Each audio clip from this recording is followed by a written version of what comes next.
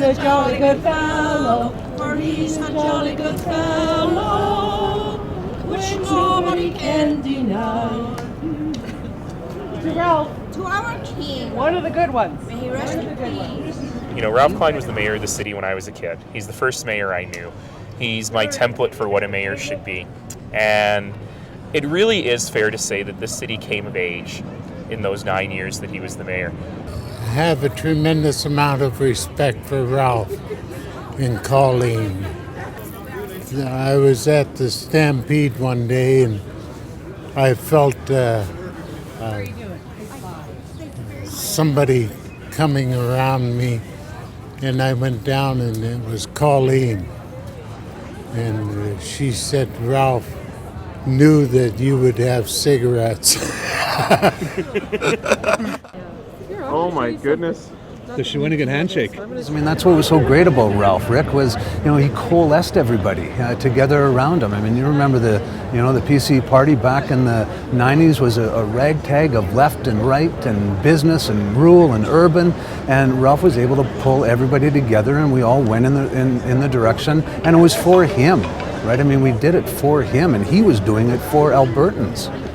He was a good premier, and when we were in tough corners, he was sensible and he was responsible, and he was agreeable too. He was a man who had clear ideas. He canvassed opinions broadly. He would listen to everybody carefully, and then we would make a decision collectively. He was a great leader. He was a guy who may not have had the patience for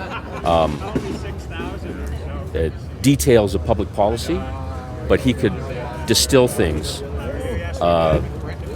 very, very simply, and that was what was the secret to his brilliance as a great communicator. Ralph, as we all know, was a very humble man.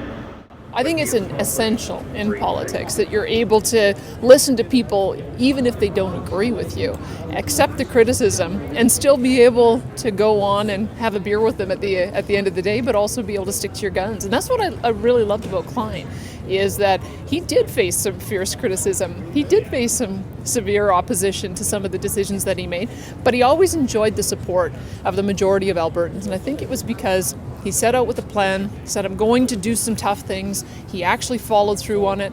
If he made some mistakes along the way, he admitted it and would change course. And those are very rare attributes in a politician. But I think more politicians could learn from them. We're very happy to have somebody that was on the ground, that could understand our issues and that could be there with us and that could speak on our behalf on a number of levels. He had a big vision for Alberta, a great love for Canada.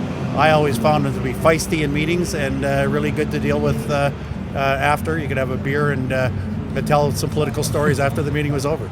I remember right here in this city in 1997, although these many years ago, just 2 years after the Quebec referendum, Ralph called all the premiers together. We had to take action, and from that meeting stemmed a policy which said that, we could be both great Albertans and great Canadians. You don't have to make a choice between one or the other. And policies flowed from that. That's not as reported as some of the other things about Ralph and his statements and his actions. To me, it's a very important statement about him being a great Canadian.